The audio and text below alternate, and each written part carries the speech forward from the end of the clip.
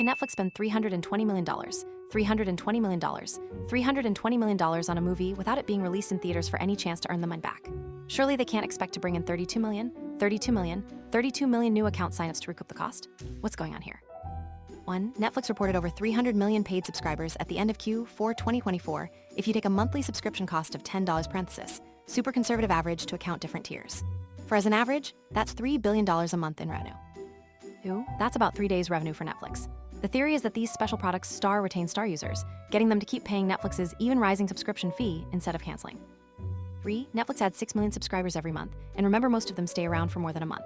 If all of them pay for the basic service with ads at $799 and stay with Netflix for 12 months, that would be over $500 million.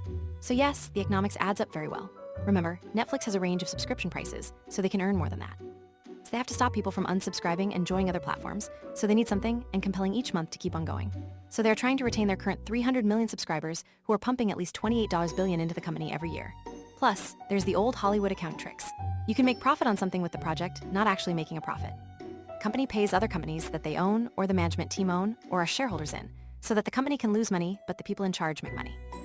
4. One thing that stuns me about Netflix movies is at the very end, during the credits, they have like 10 minutes worth of, and here's the team that translated into Spanish, and here's the team that translated into Portuguese, and here's the team that translated into language after language after language after language. I think something about this relates to the economics of it. They have a global reach. I worked for a FAANG streamer a couple years ago, have extensive experience with all the major industry providers, content creators, platforms, etc. The reason you spend money making original content, as opposed to licensed content, which Netflix does both, is to have unique enough content, content that you can't find anywhere else. So that keeps subscriptions from lapsing and ad inventory CPMs high.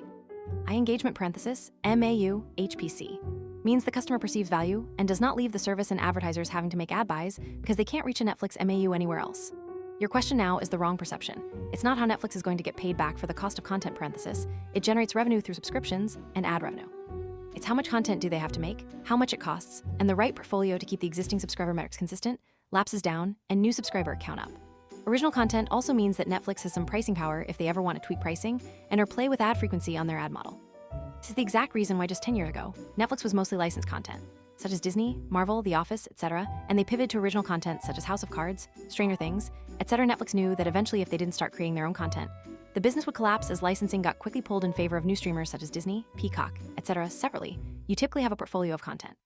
There's your expensive high-budget flagship movies and series, and then there's your cheaper reality TV-like content to round it out. In fact, what I remember about Netflix is that they are the one of very few services that don't spend on any advertising for user acquisition. They are a behemoth, and even without advertising, customers expect that they are only clicks away from opening the app on any platform, Fire TV, Roku, Chrome.